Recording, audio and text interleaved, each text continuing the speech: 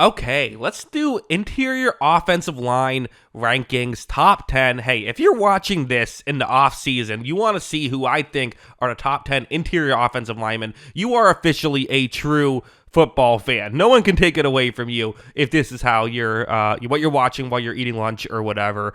Let's get into the list. First, I will mention a few players I just couldn't quite find a spot for. Kevin Zeitler, Sam Cosmi, Eric McCoy, all great players, but there's only so many to go around, so ultimately, let's get into who did make the top 10 list. Number 10, I went with former Atlanta Falcons center, just got signed by the Chicago Bears, Drew Doleman, who has had some injuries, and that's the only real reason I couldn't put him higher, because he's been just a consistently really good center, and been, I would say like a top 3 or 4 center in the league since, for the past couple years. I mean, again, hasn't entered the league too long, only has played for 4 years. Now, he is one of those players who, kind of like all the Atlanta Falcons offensive linemen, is a better run blocker. When you have to pass protect, isn't quite as good, so really couldn't justify putting him any higher on this list, but ultimately, a player I still do really like, so I wanted to put him on the list. He makes it at 10. Number 9, I'm going Elijah Vera Tucker, who, again, has had some injury issues in his career, but played over 900 snaps last year and is very good. He is a guy who can pass protect and he can run block. So when you have a guy like that, you definitely want to hang on to him. Very good player for the New York Jets. So that's why I have him at 9. Number 8, I'm going with a Philadelphia Eagles player, the only Eagles player to make on the interior to make this list. I will say that when I did my tackles list, I had both of their tackles make that list. So ultimately, they have 3 players that I consider top 10, either on the interior or on the outside. Landon Dickerson, though, again, really good player for the Philadelphia Eagles. I would say he's a better run blocker, but ultimately can still pass protect. And I think it's just gotten better year after year. I would say the last year was his best year. A guy who, came in to play center, but they didn't have room for him, transitioned to guard, and I thought he plays really well there. So, yeah, he makes the list at 8.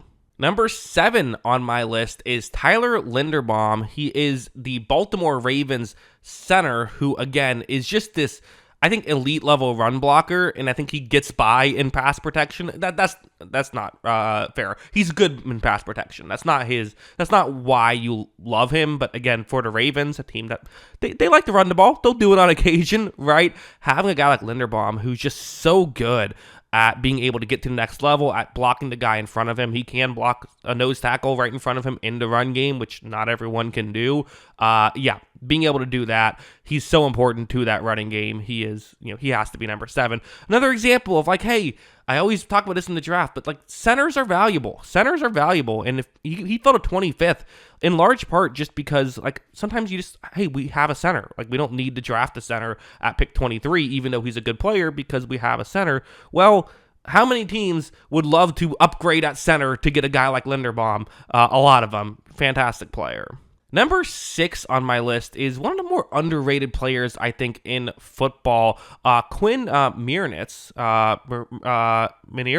Sorry, I don't even know how to say his name, and that shows how disrespected he gets. It's hard with offensive linemen because the announcers never call out their name, but they should, and certainly should for him, because he has been a consistently really good player for the Broncos. I would say it's coming off of his best year, but ultimately that's not in a bad way, because he's just consistently gotten better year after year, has played 4 years now in the league, and again, only 26.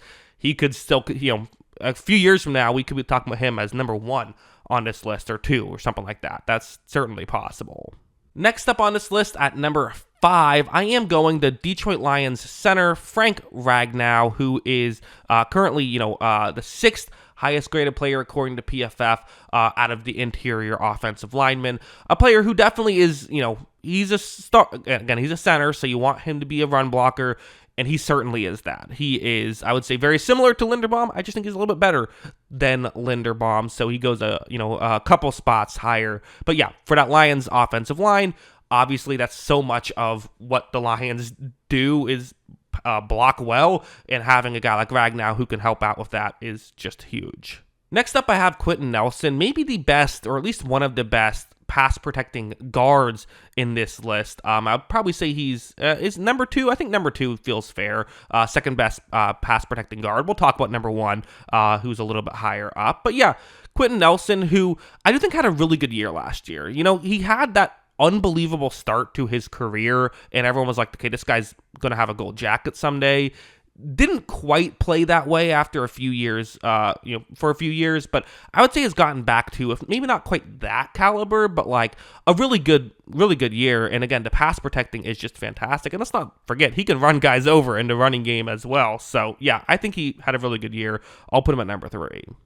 Number 3 is the best run blocker. End of sentence. He's the best run blocker. Like, he's just ridiculous. Chris Lindstrom from the Atlanta Falcons, again, isn't quite the pass protectors that the top 2 guys are, but yeah, he's guard for the Falcons and is just a monster in the running game. I mean, the way that he gets so consistently to where he needs to be, again, consistency is what you look for in offensive linemen, and he really shows that. He is just always in position to make blocks and can definitely be a guy you can run the ball through. I mean, how many times have we seen Bijan Robinson follow Chris Lindstrom?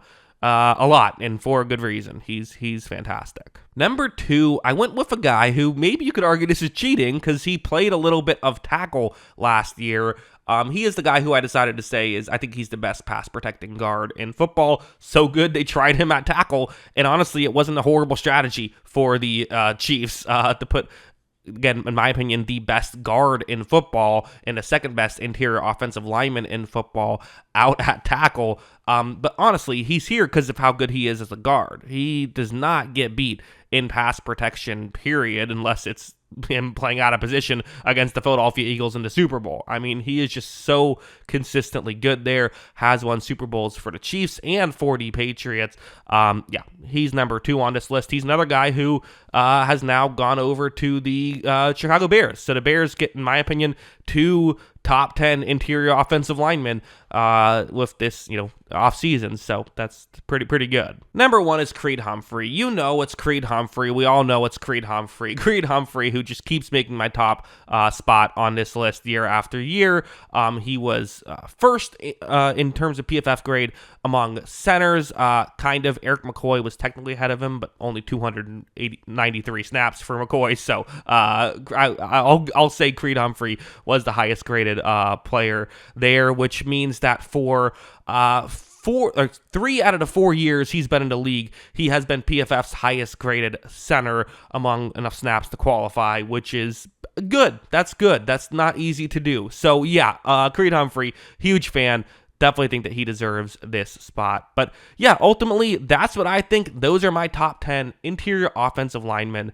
Let me know in the comments below. What do you agree with? What do you disagree with? Always love hearing from y'all. And of course, as always, thanks for watching.